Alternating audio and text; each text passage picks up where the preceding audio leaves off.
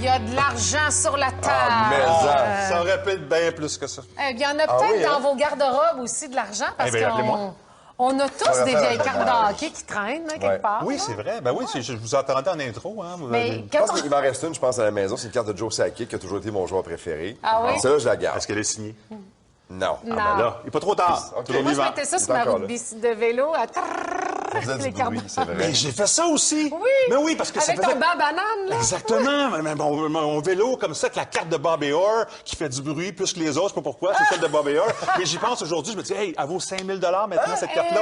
La recrue, à 67. OK. Mais c'est parce qu'il y a plein de gens comme toi et moi, comme Benoît sans doute, qui ont fait ça dans leur roue de bicycle, c'est sûr. qui fait que la carte vaut 5 000 parce qu'elle est rare. Si tout le monde l'avait gardée, ça Mais il serait y a 5 encore $. un marché pour ça, Marc? Beaucoup moins qu'avant. Bonne question, parce que ça, il y a eu un boom. Il y a eu vraiment une bulle jusqu'en 94-95. Il est arrivé Internet, est arrivé aussi les compagnies qui ont décidé, ah oui, de l'argent à faire avec ça. On va en faire beaucoup plus. ça Alors, il y en diminue a la tellement valeur. sur le marché. Les cartes après 95, faut qu'il y ait une valeur spéciale, il faut que ce soit une collection spéciale ou il faut aussi qu'elle soit signée. Ça, dans ce temps-là, ça prend une certaine valeur. Et c'est pour ça que les salons existent, entre autres les salons du collectionneur, comme celui qu'on a visité la semaine dernière à Montréal, au Collège André Grasset.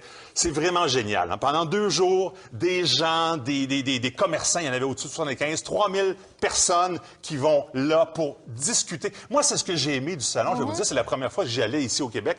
Et de voir les gens discuter avec les commerçants pendant des minutes, sans même rien acheter, juste de parler à des passionnés, parce que ce sont d'abord et avant tout des passionnés. Oui, ils sont là pour faire un peu d'argent. On me dit qu'on a vendu pour 100 000 de cartes, de billets de boxe, comme Durant et Leonard au Stade olympique. C'était quand même pas, c'était pas donné, hein, mais le billet coûtait 150 à ce moment-là, coûte 250 maintenant. Ça, c'est des trophées de Maurice Richard. Des bancs du Forum, par exemple, avec Guy Lafleur, avec Patrick Roy, avec Jean Béliveau. On voit les prix. Moi, je trouve ça assez raisonnable. On peut négocier, évidemment, c'est un Pour salon. un maniaque de hockey, un fan de la fleur, par exemple, c'est quelque chose de cool à avoir à la maison. Là. Puis oui, puis ça perd pas de valeur non plus. Tu donnes ça 5 ans plus tard, tu veux leur vendre. Des chandails, par exemple, très récents, qui n'ont pas été portés, mais qui sont signés. Ça peut valoir pour un Béliveau 500 pour un Fjord 350, pour un Gretzky 500, pour un McDavid qui vient de commencer sa carrière déjà 500, on ne sait pas ce qu'il va devenir. Déjà. Alors, il y a plusieurs choses. Il y a des choses neuves, il y a des choses usagées, et c'est assez intéressant de pouvoir, entre autres, pouvoir acheter des choses comme j'ai ici présentement, et on la voit présentement. Ouais, c'est la quoi t'as photo. acheté? Ben, Les As de Québec. Mon père, il a joué pour les As de Québec. ton père, là, les As de Québec. Oui. As-tu quelque chose des As de Québec? Ben là, je vais lui demander, là. Quelque chose là. à la maison. Papa, Toi, c'est t'as ça une qui écoute, fortune là. qui traîne à la maison, puis tu le sais Papa, pas, là. va fouiller dans tes affaires. Moi, je suis pas un vrai collectionneur. En fait, j'aime ce qui se fait à Québec. Évidemment, les As, c'est l'équipe de ma ville. Alors, Camille Henry, avec le frère de Gilles Tremblay, Ludger Tremblay, et Mike Labadie, le père de Mike Labadie, le premier entraîneur du Rouge et Or. Alors, 35 je l'ai acheté comme ça. Ça n'a pas d'autre valeur. C'est juste que j'aime les choses de Québec. Alors, c'est pour ça que j'étais là. C'est le fun à voir, ça. Mais si la Un maniaque signature de sport comme Camille toi. Henry, puis tu avais été là-dessus. Ça aurait Finalement, été- ça vient de grimper. Oh, là. absolument. Wow. Mais oui, c'est hein. ça, parce que là, évidemment, les gens vont regarder dans leur tiroir, peut-être les vieilles cartes. On va faire vérifier ça où, si ça vaut de quoi? Ben, il y a justement dans ces salons-là, on peut le faire sur Internet, il y a des compagnies qui existent. Beckett, on va en parler tout à l'heure, fait ça également.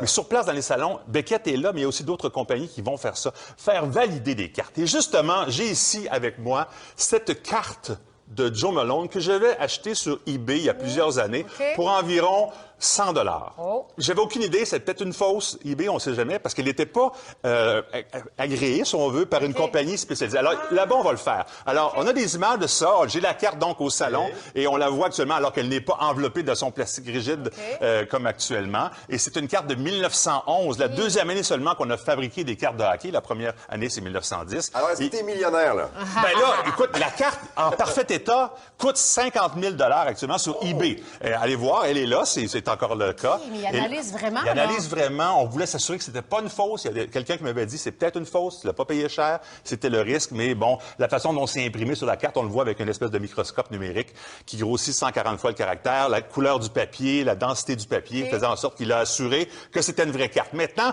tu veux avoir une carte grade 10. La grade 10, c'est la parfaite. OK. La grade 1, c'est la moins belle. Ah, c'est ça que t'as?